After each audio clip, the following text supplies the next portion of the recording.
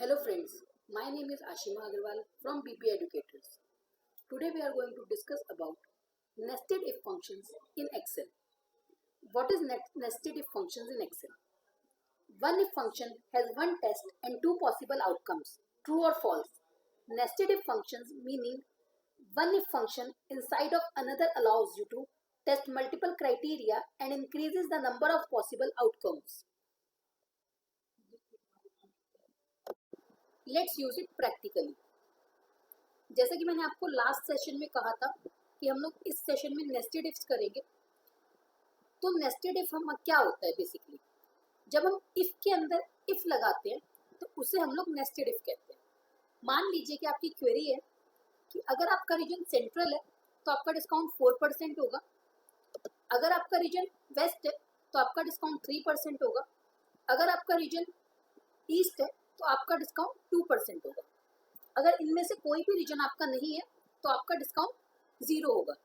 तो इसको हम with the help of nested if कैसे लगा सकते हैं?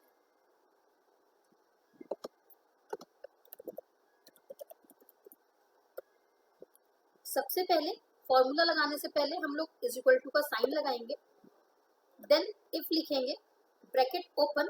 अब हम लोग अपना लॉजिकल टेस्ट देंगे।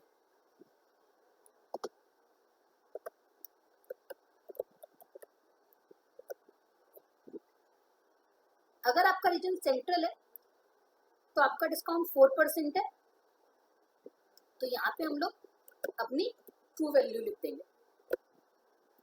अब अगर आपका रीजन सेंट्रल नहीं है, सॉरी, आपके ईस्ट के साथ 2% है,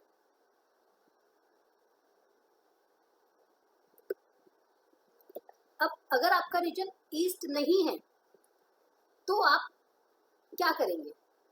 क्योंकि अब आपको दोबारा चेक करना पड़ेगा कि अगर आपका रीजन ईस्ट नहीं है तो आपका रीजन क्या है।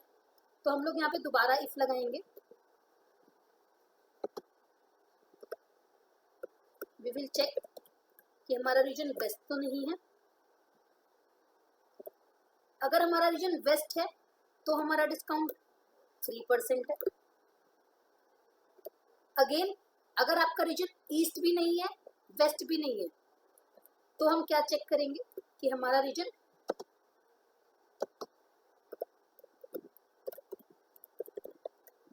सेंट्रल तो नहीं है।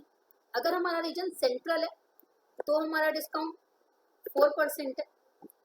अब मैंने अपनी तीनों कंडीशंस चेक कर लिए। अगर इन तीनों में से कोई भी रीजन नहीं है तो आपका डिस्काउंट क्या रहेगा? 0। तो हम लोग यहाँ पे अपनी फॉल्स वैल्यू 0 दे देंगे। नेस्टेड इफ कोई बहुत ज्यादा टेक्निकल टफ नहीं है। इसमें हम लोग सिंपली ये करते हैं कि आपका जो इफ है वो 3 पैरामीटर्स पे काम करता है। सबसे पहले आप लोग लॉजिकल फंक्शन लगाते हैं, देन कॉमा लगा के ट्रू वैल्यू, कि अगर आपका लॉजिकल फंक्शन ट्रू है तो वो क्या आपको वैल्यू में रिटर्न करेगा। और अगर फिर थर्ड पैरामीटर आपका होता है कि अगर आपका लॉजिकल फंक्शन फॉल्स है तो क्या होगा। तो हमारे दो पैरामीटर इसमें हमारे सेम हैं कि हमने अपना सबसे पहले लॉजिकल टेस्ट किया, देन अगर वो ट्रू है तो ट्रू वैल्यू प्रिंट हो, अगर वो फॉल्स है तो वो क्या करे। अगर वो फॉल्स है तो उसे दोबारा कंडीशन चेक करनी है। तो हमने फॉल्स की जगह वैल्यू देने की जगह हमने उसे कंडीशन लगा दी दोबारा से इफ की, और उसी पैटर्न पे हमने 3 इफ अपने लगाए। अब लास्ट में जब मेरी कोई भी कंडीशन चेक करने के लिए नहीं बची तो मैंने वहां पे अपना फाइनल फॉल्स वैल्यू दे दिया। अब क्योंकि मैंने इसमें 3 इफ लगाए हैं तो आपके जो क्लोजिंग ब्रैकेट है वो भी 3 होंगे। जब आप इसे एंटर करेंगे तो आपका रिजल्ट अकॉर्डिंगली आ जाएगा। अब आप देखिए, मैं यहाँ पे सबसे पहले आपको चेक कराती हूँ कि रीजन ईस्ट में आप देख रहे हैं 2% आ रहा है,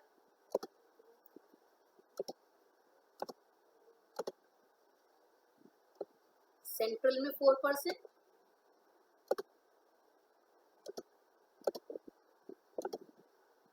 वेस्ट में 3%। अब हम लोग एक हटा के देख लेते हैं, 0, 0। तरीके से with the help of nested if हम लोगों ने 3 इफ्स लगाने की जगह अलग अलग उन्हें कंबाइन करके एक ही सेल में पुट कर दिया और उसके बाद बाकी सारे सेल्स में उसे कॉपी पेस्ट करके अपने रिजल्ट को ले आए हम।